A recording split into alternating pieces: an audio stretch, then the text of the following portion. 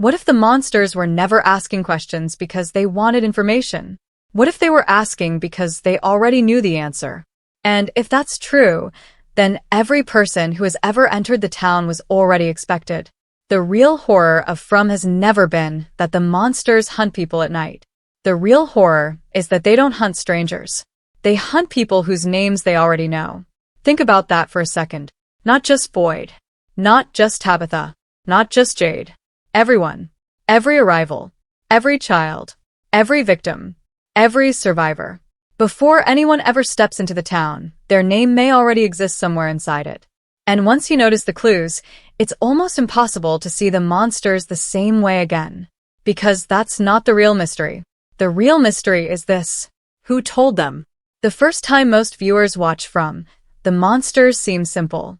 They smile. They whisper. They pretend to be harmless. Then they kill. It feels random. It feels like they're just intelligent predators playing with food. But here's what changes everything. Predators don't usually call their prey by name. People do. The monsters don't behave like wild creatures. They behave like people meeting someone they've been expecting. That tiny difference changes the entire story. Because knowing a person's name isn't just information. A name means identity, recognition, memory, connection. And in horror stories, names almost always have power. The writers know this. They don't waste dialogue. Every line exists for a reason. So when the monsters casually speak to someone as if they've known them for years, we should stop asking how they learned the name and start asking why they already had it. Look back at the way the monsters interact with people. They rarely introduce themselves.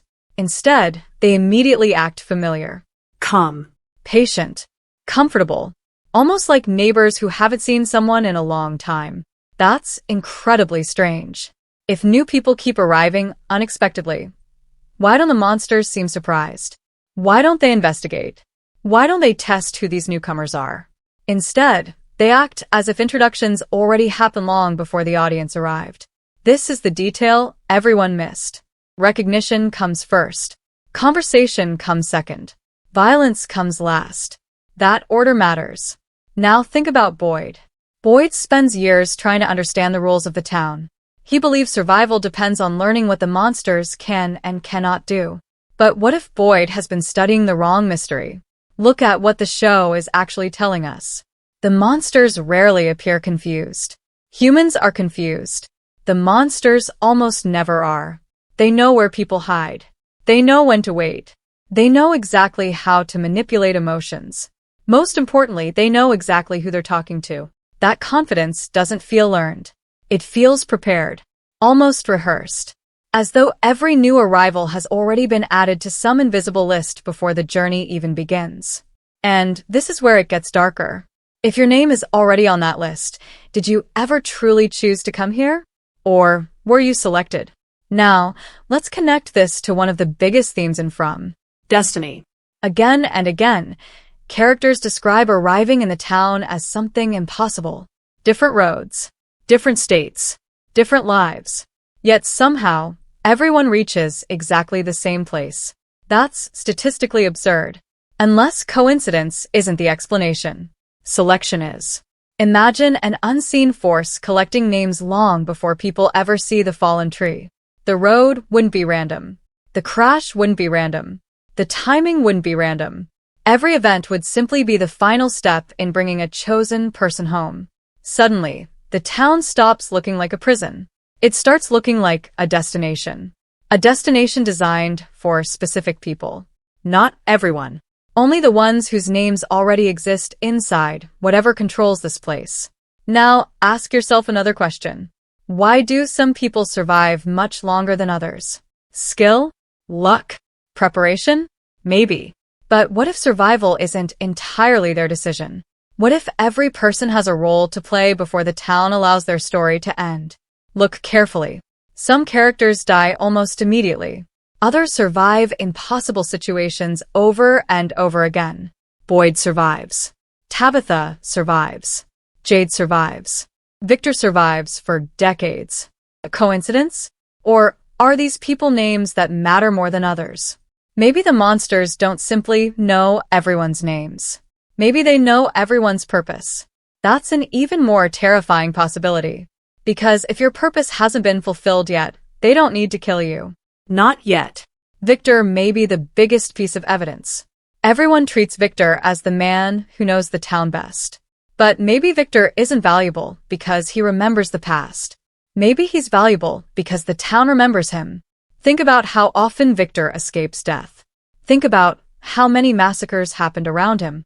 Yet somehow he remains alive. Why?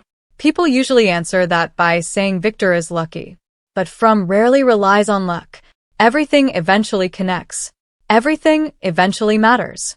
So perhaps Victor's survival isn't protection. It's preservation. The town cannot lose someone whose name is essential to its design. And if that's true, Boyd, Tabitha, Jade, and Ethan may all be preserved for exactly the same reason. Not because they're heroes. Because they're required. And once you realize that, the monsters stop looking like killers. They start looking like caretakers following instructions. But who is giving those instructions? If the monsters already know everyone's names, then the next question becomes even more dangerous. How? Not where. Not when. How? Because there are only two possible answers. Either the monsters learn people's names after they arrive, or someone is giving the monsters that information before anyone reaches the town. And when you compare those two possibilities against everything we've seen in From, only one of them truly fits. Look at what the show is actually telling us. People don't arrive in groups that know each other. Some come from different cities. Some are traveling alone. Some are families. Some are complete strangers. Yet once they enter the town, the monsters never seem to go through a process of discovery. There is no hesitation, no uncertainty, no moment where they quietly observe people just to figure out who they are. Instead, they behave with complete confidence. That confidence has to come from somewhere. And this is where it gets darker. Because confidence without observation means prior knowledge. Now think about Ethan. From the very beginning, Ethan feels different. Not because he's the youngest. Not because he's imaginative. But because the town seems unusually interested in him. Again and again, strange events seem to orbit around Ethan. The boy in white appears. Victor forms an unexpected bond with him. Stories become clues instead of fantasies. It's almost as if Ethan walked into the town carrying something invisible. Not an object. Not a weapon. A role. What if the monsters know Ethan's name because Ethan's story was written long before he arrived? That sounds impossible, until you notice how often From blurs the line between stories and reality. Victor's drawings predict events. Children's visions reveal hidden truths. The boy in white seems to understand things nobody else can explain. This town doesn't just react to people. It reacts to narratives. Maybe names are part of that narrative. Maybe every person who enters is already a character in a story that has been unfolding for generations. If that's true, then names aren't introductions. They're assignments. But here's what changes everything. Think about the voices. Throughout the series, characters hear whispers. They receive warnings. Some experience dreams that feel more real than reality. Others hear messages that nobody else can hear. Most viewers assume these are supernatural hallucinations. But what if there's something else entirely? What if they're communication? Imagine an intelligence beneath the town. Not the monsters. Something older. Something that watches every arrival. Something collecting information. Every fear. Every memory. Every name. Then passing those names to the creatures who patrol the streets at night. Suddenly, the monsters stop looking like the leaders. They become messengers. Soldiers. Workers following instructions from an unseen intelligence. Notice something else. The monsters rarely rush. They wait. They observe. They smile. Almost like employees carrying out a task they've repeated thousands of times. Because maybe they have. Now, let's talk about Victor again. Victor remembers almost everyone who died. He keeps drawings because he knows memories disappear. At first, this seems like the coping mechanism of a traumatized survivor. But what if the drawings serve another purpose? This is the detail everyone missed. Victor is obsessed with recording faces. Not just events. Faces. People. Identity. Why?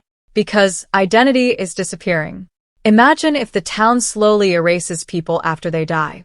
Not physically. Conceptually. Their existence fades. Their names vanish. Unless someone preserves them. Victor may not just be remembering the dead. He may be resisting the town itself. Every drawing becomes an act of rebellion. A way of saying, you don't get to erase this person. Now compare that to the monsters. They never seem to forget anyone. Victor struggles to preserve names. The monsters never lose them. That's an incredible contrast. Almost as if both sides understand that names are the most valuable thing inside this place. Then there's Jade. Jade believes every mystery can be solved. Patterns, symbols, numbers, logic. He tears apart every clue looking for a hidden system. But what if Jade is solving the wrong puzzle? He's looking for mathematical answers.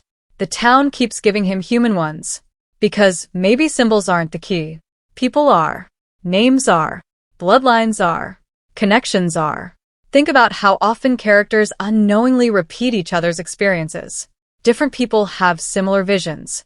Different generations encounter the same locations. Different survivors hear the same warnings. That's not coincidence. That's repetition. Almost like the town keeps casting the same roles using different people. The actors change. The names don't. Or perhaps the names change, while the roles remain exactly the same. And that possibility completely changes how we see the monsters. Maybe they aren't recognizing individuals at all. Maybe they're recognizing roles. When they say a person's name, they're acknowledging where that person fits inside the cycle. Boyd isn't just Boyd. He's the current leader. Tabitha isn't just Tabitha. She's the current seeker. Jade isn't just Jade. He's the current skeptic chasing impossible answers. Victor isn't just Victor. He's the keeper of memory. Ethan may be the child the town has been waiting for all along. The names matter, but the roles matter even more. If someone dies before completing that role, another person eventually takes their place. The cycle continues. The monsters continue. The town continues. Nothing truly ends. It only resets. And once you see that pattern, one terrifying realization becomes impossible to ignore. Maybe the monsters don't attack because they hate humans. Maybe they attack because every death keeps the story moving. Because whatever controls this place doesn't feed on bodies. It feeds on completed chapters. And if that's true, then someone in the town is about to reach the end of their chapter. But the final clue doesn't point toward the monsters at all. It points toward the one force that may have been writing everyone's story from the very beginning. Everything we've uncovered leads to one terrifying possibility. The monsters don't choose their victims. They receive them. That single idea changes every death, every conversation, and every mystery in From. Because if the monsters already know everyone's name before they arrive, then the real power has never belonged to the creatures walking the streets at night. It belongs to whatever is writing the list. And when we look back through the series with that idea in mind, an unsettling pattern begins to appear. Every important character arrives at exactly the right moment. Not too early. Not too late. Just when the town seems to need them. Boyd arrives when the town desperately needs a leader.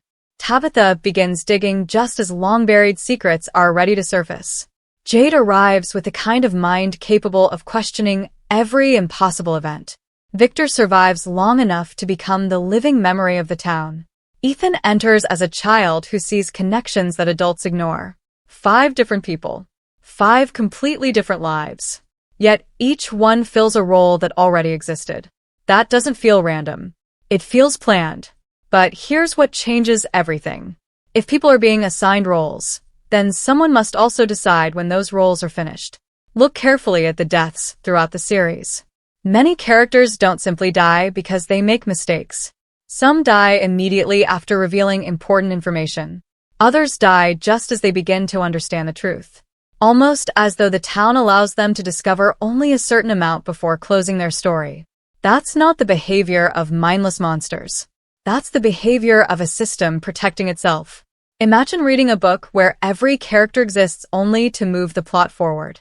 Once their purpose is complete, they disappear from the story. Now imagine that book becoming real. That is exactly how the town behaves. People are introduced. They change the story. Then they vanish. The monsters aren't ending lives. They're turning pages. Now think about the boy in white. He's one of the strangest figures in the entire series. He appears without warning. He understands things nobody explains. He guides certain people but stays silent with others. Why?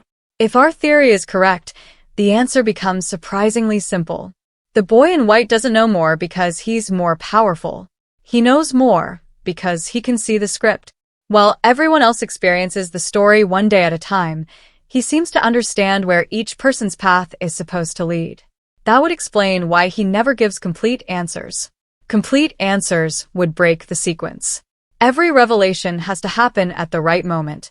Every person has to discover the truth in the order the town demands. Even hope has rules here. And this is where it gets darker. Think about the monsters themselves. Have you noticed how calm they always seem? They don't chase with blind rage. They don't scream in frustration when someone escapes. They simply wait, night after night, year after year, almost as if failure doesn't concern them. Why? Because they already know another opportunity is coming. If the town keeps bringing new people, then the monsters never truly lose. Sooner or later, every name on the list arrives. Sooner or later, every chapter reaches its end. That's why they're patient. Not because they're confident in themselves, because they're confident in the system. This also explains something fans have debated for years. Why do the monsters spend so much time talking? If killing were their only goal, silence would be more effective. Instead, they smile. They comfort. They tempt. They hold conversations that feel disturbingly personal. Maybe that's because the conversation is part of the process. Saying someone's name isn't just recognition. It's confirmation. It's the town acknowledging that the next chapter has begun. In many myths and ancient legends, knowing a true name gives power over a person. From maybe using that same idea in a modern way, not as magic, but as control. Once the town knows who you are, escaping may no longer depend on finding the right road. It may depend on becoming someone the town no longer recognizes. And that might be impossible. Now, let's put every piece together. The fallen tree isn't choosing travelers. It's marking the moment their journey officially begins. The monsters aren't discovering strangers. They're greeting names they've already received. The voices aren't random whispers. They may be instructions from the intelligence controlling the cycle. Victor isn't simply remembering the dead. He's preserving identities the town wants erased. The boy in white isn't creating the story. He's navigating it. And Boyd, Tabitha, Jade, Ethan, and the others may never have entered the town by accident. They may have been called. Long before they ever saw the road. Long before they ever believed they had a choice. If that's true, then season May 4th reveals something even more frightening than the origin of the monsters. It may reveal the origin of the list itself. Who writes it? When is a new name added? Can a name ever be removed? Or has every survivor already been written into the story from the moment they were born? Because if the monsters already know everyone's name, then maybe the town has known yours all along. And if someone new arrives in season 4, don't just watch the monsters. Watch their faces. If they smile before anyone says a single word, if they speak that person's name without hesitation, then this theory may no longer be a theory. It may have been the answer hidden in plain sight since the very beginning. So, here's the final question. Are the monsters hunting the people in the town? Or are they simply collecting the names they were always meant to find?